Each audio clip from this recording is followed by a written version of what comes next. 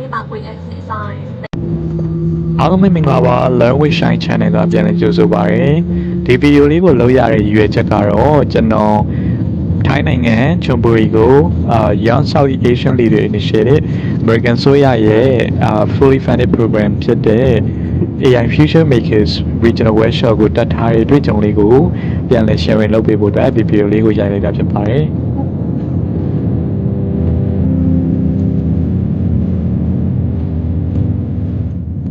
ကျွန်တော်စီးခဲ့တဲ့လေယာဉ်ကတော့ DG302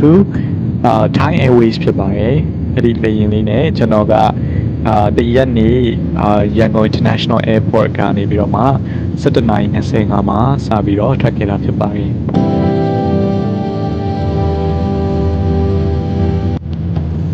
To be honest, this is my very first international experience and I was quite excited.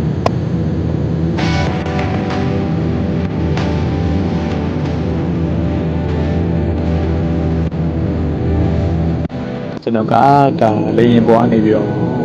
တိမ်တွေကိုကြည့်ရတာလုံးဝဘာနဲ့မှမလင်းနိုင်ဘူး feeling တစ်မျိုးတော့ကြာခဲ့တယ်လေရင်စီးရတော့တိတ်တော့မကြာခဲ့ဘူးဗျတနာကြီးပွဲလောက်ပဲကြာတယ်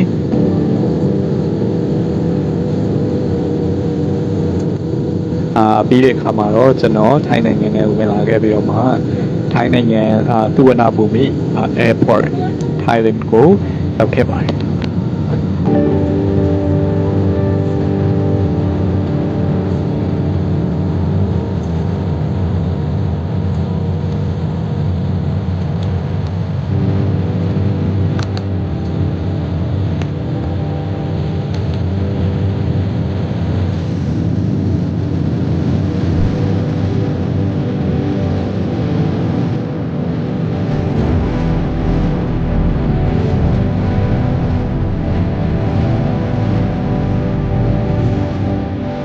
ကျွန်တော်ရောက်ချင်းမှာဒါကျွန်တော်တို့ခိုးဘက်ကလာပြီးတော့ကြိုတဲ့အဖွဲ့အစည်းက AI Future Makers ဆိုပြီးတော့ကင်ထားတဲ့ဆိုင်ပေါ်လေးနဲ့တွေ့တဲ့အခါမှာနောက်နိုင်ငံကိုစောင့်ဖို့ပြောတာနဲ့ကျွန်တော်ခဏစောင့်ပြီးတော့ဒါကျွန်တော်တို့လာကြိုတဲ့ van နဲ့ချွန်ဘူရီကိုခီးနေခဲ့ပါတယ်ခီးသွားရကတော့ချွန်ဘူရီကိုရင်နောက်ထပ်တစ်နိုင်ခွဲ2နိုင်လောက်ထပ်ပြီးတော့စီးရတယ်ပေါ့ဗျာအဲ့ဒီညရောက်ချင်းပဲကျွန်တော်တို့ကိုဒါထိုင်းယူရကားလေးတွေနဲ့ကျူဆိုပါရဲ့စားစာကတော့ဘူဖေးပေါ့နော်ကိုကြိုက်တာလေးတွေအမှာတော့ပြီးယူစားလို့ရတယ်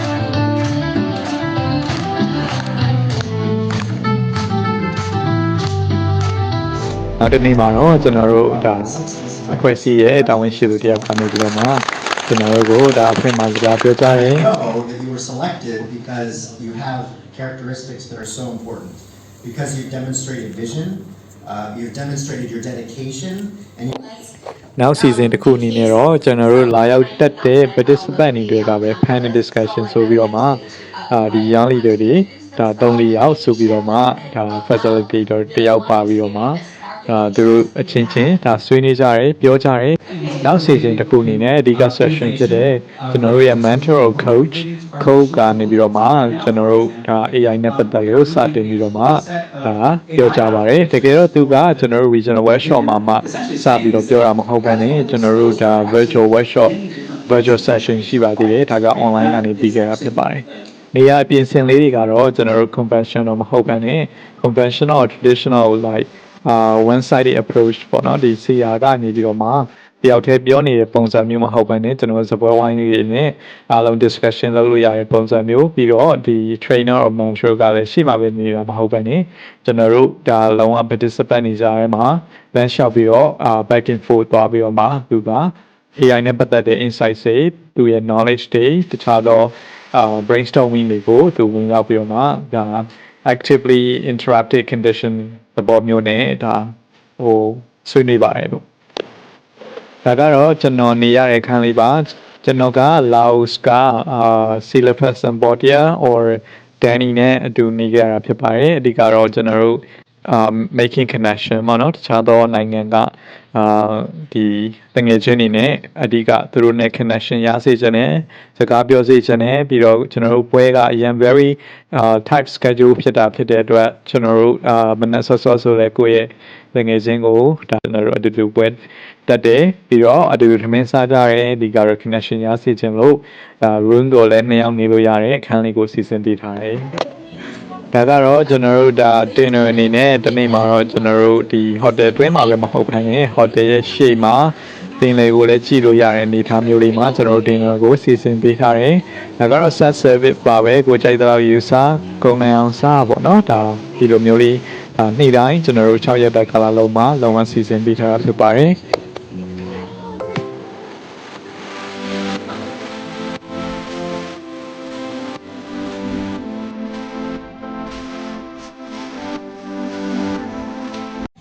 ကျွန်တော်တို့ကဒါစာ trainer က mentor ကဒီ AI နဲ့ပတ်သက်လို့ကျွန်တော်တို့ဒါဆွေးနွေးကြရုံနဲ့မဟုတ်ဘဲနဲ့အားလုံးactively participate ဖြစ်ဖို့အတွက်ဒါ ice breaking session လေးတွေတခြားသော warm up session လေးတွေထည့်ပေးထားပါတယ်နောက်တစ်နေ့မှာတော့ site visit အနေနဲ့ကျွန်တော်တို့ဒါ စီစဉ်ထားပြီးတော့အဖွဲ့ခွဲပြီးတော့ပေါ့နော်ဒါကျွန်တော်တို့တနည်းအားကိုသွားကြပါတယ်အဓိကတော့ sustainable practices တွေကိုကျင့်သုံးနေတဲ့ကျွန်တော်တို့ဒါအဓိကအုံပေါ့နော်အုံနဲ့ပတ်သက်တဲ့ဒီအုံရည်တွေရှိမယ်တခြားသောဆက်ပြလောက်ထားရရှိမယ်မိုးလောက်ထားရရှိမယ်ပြီးတော့ဒီ dyeing ပေါ့နော်ဒီအဝတ်တွေကိုဆေးဆိုးရဲ့ဒီ sustainable အလေးချင်းလေးတွေကိုလုပ်နေတဲ့ဒါဆိုင်လေးတစ်ဆိုင်ကိုလည်းကျွန်တော်တို့ရောက်ခဲ့ပါတယ်။အကနေထပ်ပြီးတော့ခရီးစက်ကလေးအဲ့ဒီမှာ lunch ဒီနေ့လယ်စာကိုတော့ဒါဆိုင်မှာဝင်ပြီးတော့စားရဲအဲ့ဒီမှာလည်းဒါကျွန်တော်တို့ကိုတို့ရဲ့ရိုးရာတခြင်းလေးတွေနဲ့ဆက်ပြီးတော့မှဒါကျွန်တော်တို့ရဲ့နေ့လယ်ချင်းsession လေးကတော့ဒါပြီးဆုံးပြီပေါ့နောက်တစ်နေရာကတော့ကျွန်တော်တို့ဒါဖွဲ့ခွဲပြီးတော့နှစ်နေရာကိုသွားတယ်ကျွန်တော်သွားခဲ့တဲ့နေရာကတော့ space inspiring ဖြစ်တယ်သူကတော့ဒီအာကာသနဲ့ပတ်သက်တဲ့ဒါအပြင်ဆင်တွေကိုဒါ advanced technology အနေအထားမျိုးတွေကိုဒါဒီထဲမှာဖော်ပြထားတယ်ဒါကျွန်တော်တို့လည်းဒါဒီထဲမှာဒီ space နဲ့ပတ်သက်တဲ့အကြောင်းအရာတွေကိုကျွန်တော်တို့လေ့လာခဲ့ရတယ်ပေါ့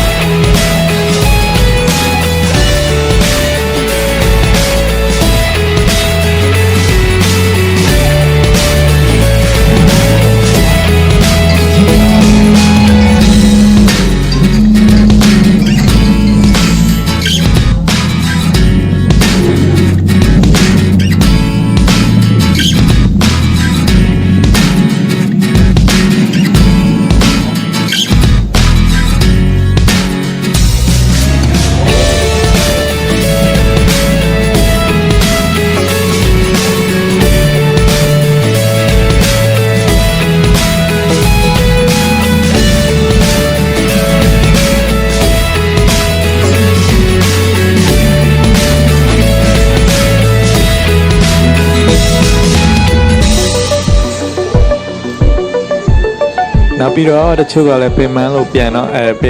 ပြန်ကျင်တဲ့သူတွေတက်ကတော့ best strategy စီစဉ်ထားပြီးတော့ကျွန်တော်တို့ကတော့ပတ်တရားကိုခရီးဆက်ပါတယ်မိုးကတော့ခြုံနေပြီပေါ့နော်ကျွန်တော်တို့ဒီကပတ်တရားပင်လေရဲ့အလှတရားကိုအရင်မှခံစားခဲ့ရပေမဲ့ပတ်တရားကိုတော့ရောက်အောင်တော့သွားခဲ့ပါတယ်ဒါမမျောလင်းမဲ့မိုးရွာတာဖြစ်တဲ့အတွက်ပေါ့နော်ဒါကျွန်တော်ရဲ့ဒါဒီ South Asian countries ကတငယ်ချင်းတွေနဲ့ဒီမြန်မာပြည်မှာဆိုတော့ YBS ပေါ့နော်ဒီမှာတော့ဒါ line ကစီးပြီးတော့မှကျွန်တော်တို့ဒါပြေးခဲ့ရပါသေးတယ်ပြေးပြီးတော့မှနီးစက်ရခုံတိုက်ကနေပြီးတော့ကျွန်တော်တို့ပြန်မဲ့ bus ကိုစောင့်ခဲ့ရတော့ဒါကအမှတ်တရလေးတစ်ခုဖြစ်ခဲ့ပါတယ်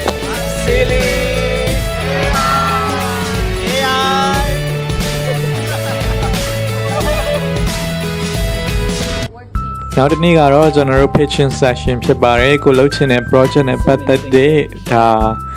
ပုံစံလေးတွေကို project proposal သဘောမျိုးကျွန်တော်တို့ project pitch လုပ်ရပါတယ်အဲ့ဒီနေ့မှာလည်းကျွန်တော်တို့ဒါတခြားသောသူတွေစီက insight တွေကိုကျွန်တော်တို့လေ့လာခဲ့ရတယ်ကိုယ်တိုင်လည်းကိုယ်အဖွဲ့နဲ့လုပ်ပြီးတော့ pitching ကိုပြီးဆုံးခဲ့ပါတယ်နောက်ဆုံးနေ့ကတော့ဒါ cultural night session ဖြစ်ပြီးတော့အဲ့ဒီမှာမတူညီတဲ့ရိုးရာဝတ်စုံတွေနဲ့ကျွန်တော်ကတော့ဗမာဝတ်စုံပြီးတော့ကျွန်တော်နဲ့အတူပါတဲ့ထက်ကအမကတော့မဝတ်စုံနဲ့ဒါကျွန်တော်တို့ဒီပွဲကိုတက်ခဲ့တယ်အဲ့ဒီထက်မှာအဲ့ဒီထဲမှာကိုနိုင်ငံကိုစားပြုတဲ့တခြင်းတော်၎င်းအကတော့၎င်းကျွန်တော်တို့ဒီဖျော်ဖြေခဲ့ကြပြီးတော့မှကိုယ့်ရဲ့ရိုးရာအစားအစာဒါမှမဟုတ်ဒါလက်ဆောင်ပစ္စည်းလေးတွေကိုပေါ့နော်မိတ်ဆက်ပြီးတော့အချိန်တိုင်းတာအချိန် very limited ဖြစ်တဲ့အနေထားမှာကျွန်တော်တို့မိတ်ဆက်ခဲ့ပြီးတော့မှဒါတနိုင်ငံနဲ့တနိုင်ငံဒါပစ္စည်းလေးလဲလဲတာမဟုတ်ဖေးပေးတာနဲ့ကျွန်တော်ဒီအခမ်းအနားကိုဆုံးသက်ခဲ့ပါတယ်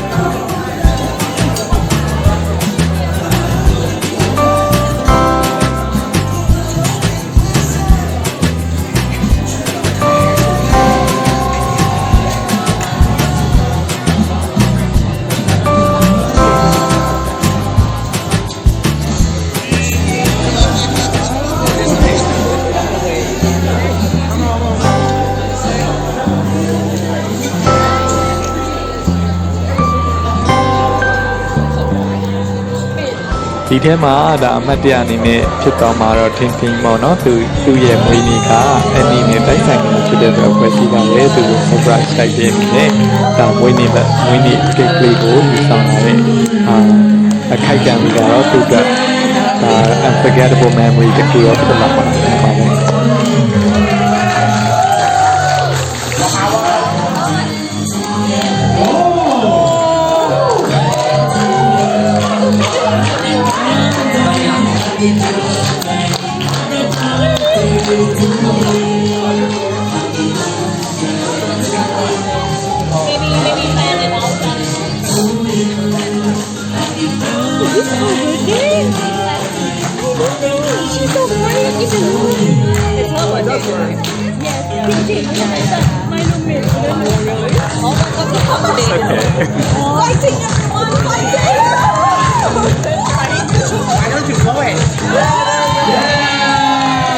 အဲ့ဒါဆိုတော့ကျွန်တော်တို့ပွဲနဲ့ပတ်သက်တဲ့ cultural night က moment တွေကိုတစ်ချက်ကြည့်ကြရအောင် island that we have.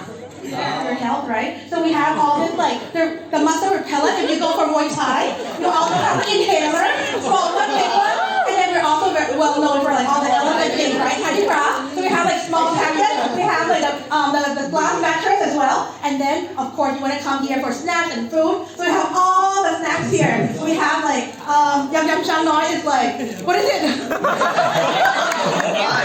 We have all the snacks here. Also, like, we do like Thai tea here, so Myanmar is a golden land, and we are famous for like our people are very hospitality. So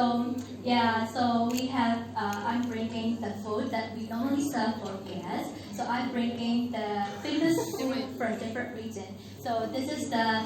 Myanmar TV. So which is we normally use for the donation and the festival. So whenever we have a guest, we serve those kind of food. 2, 1. Let's welcome to Lao PDRs. Where is land of country, but we are rich in the culture also. So this is our well-known product. It's coffee. Since coffee is one of our economy plans. Yes. As you can see here, and what Tono and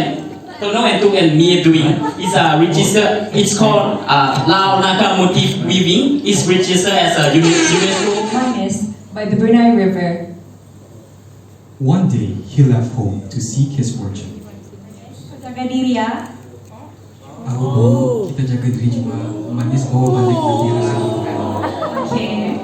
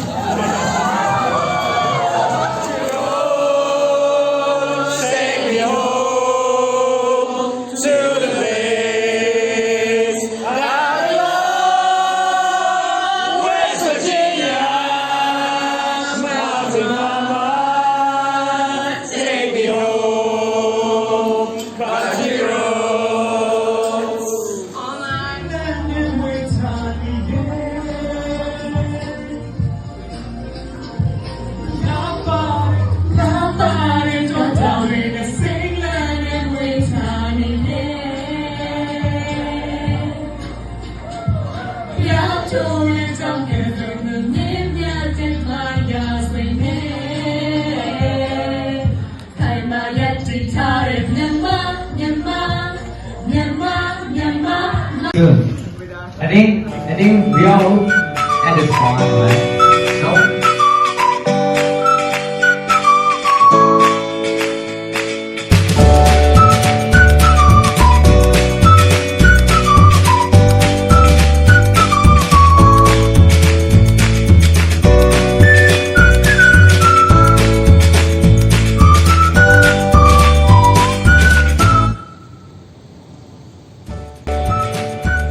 ဒါကတော့ကျွန်တော်မပြန်ခင်မနေ့ခင်မှာပေါ့နော်ဒါနေရာဆုံးမရောက်လိုက်မှာဆိုလို့ဘာလို့လဲဆိုတော့ကျွန်တော်ရဲ့ schedule က very tight ဖြစ်တယ်ပေါ့နော်အရန်ချက်တယ်အဲ့ဒါကြောင့်ရေကူးကန်နဲ့အပေါ်ဆုံးအမြင့်ဆုံးထပ်ကိုကျွန်တော်ရောက်အောင်တော့သွားခဲ့ပါသေးတယ်ပေါ့နော်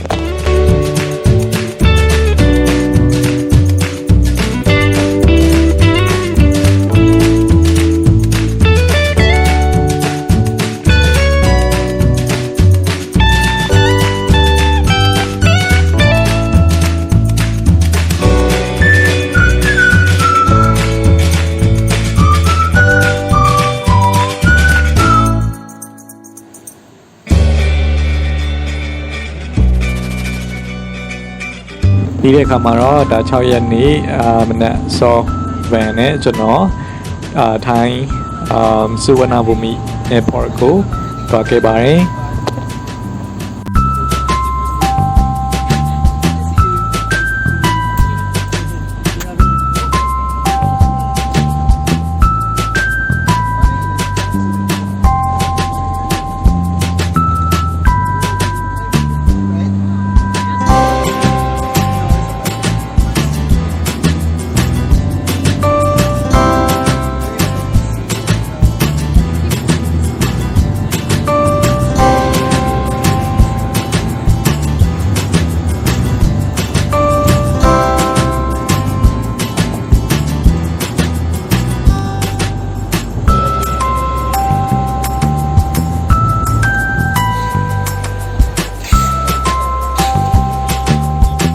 ဒီကတော့ညနေ9 နာရီဖြစ်တယ်ပေါ့နော်ဒါပေမဲ့ကျွန်တော် airport ကိုစောစောရောက်နေတာဖြစ်တဲ့အတွက်ဒါ immigration ဝင်ပြီးတော့မှ